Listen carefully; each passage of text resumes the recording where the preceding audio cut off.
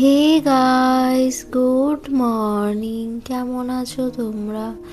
তো আজকে যেহেতু ছুটির বার আছে, ওই জন্য সকাল সকাল ক্লিনিংটা করে নিচ্ছি। আর এই খাটের ডিজাইনগুলোর মধ্যে এমনভাবে ধুলো ঢুকে যায় না, পরিষ্কার করতে করতে মাথা খারাপ।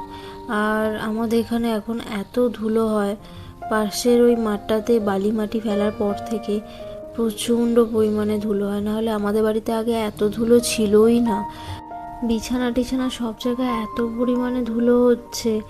এখন তো জানালাটাও কম খোলা হয় ঠান্ডার সময়, কিন্তু যখন গরম পড়বে তখন তো আরও সব সময় প্রায় জানালা খোলা থাকবে। তখন যে কি হবে আরও ধুলো, বলার নয় সেটা। যাই হোক, তোমাদের সাথে গল্প করতে করতে আমার সমস্ত ক্লিনিং হয়ে গেছে আর স্নান করে নিয়েছি।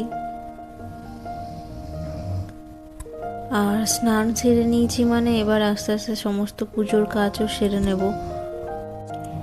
আজকে যেহেতু ছুটির বার আছে, তো তাড়াহুড়োর কোনো ব্যাপার নেই, ধীরে সুস্থে সমস্ত পুজোর কাজ আমি করতে পারবো।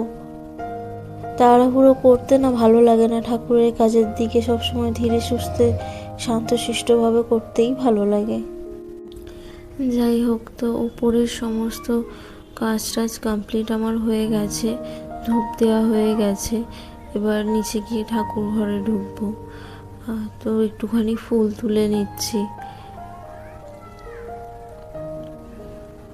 সত্যি বলতে এই শীতকালে সকালে বাগানের দিকে আসতে এত ভালো লাগে।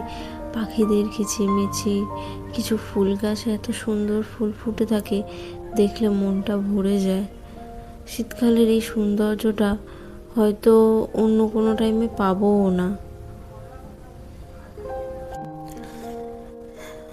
আর এই শীতের সাথে সাথে শীতের সমস্ত ফুলও আস্তে আস্তে শেষ হয়ে আসছে।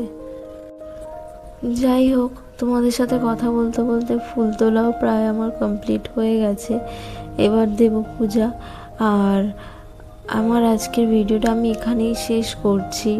তোমরা যদি আমার ভিডিওটা পছন্দ করে থাকো তাহলে লাইক, কমেন্ট, শেয়ার করে দিও।